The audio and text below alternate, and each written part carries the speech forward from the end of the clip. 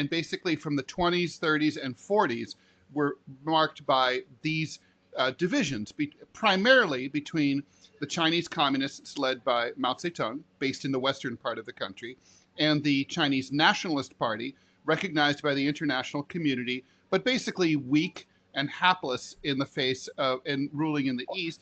They are and they were led by Generalissimo Chiang Kai-shek.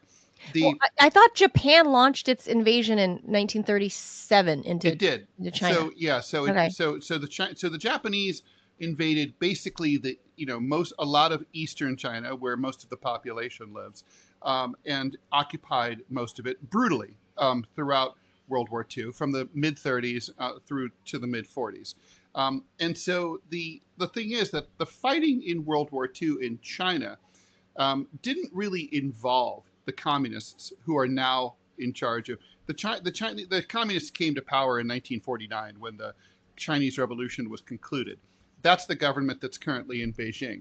Now, make no mistake, China is a proud and powerful and important country on the world stage, and it was during World War II. But during World War II, it was completely on its knees, and it had been for the better part of 200 years.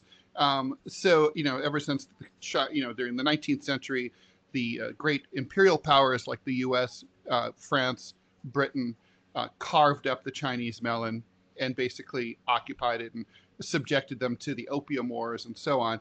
So basically, China had been a fucking disaster for 150 years, I think it would be safe to say. And the Japanese got a nice chunk of it too in the Sino Wars. They did.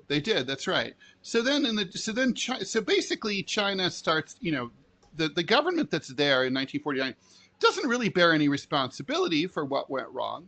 They were just trying to overthrow the nationalists. The nationalists, whose duty it was to fight the Japanese invaders, couldn't fucking be bothered because they were too busy grifting and emolumenting and stealing from the people.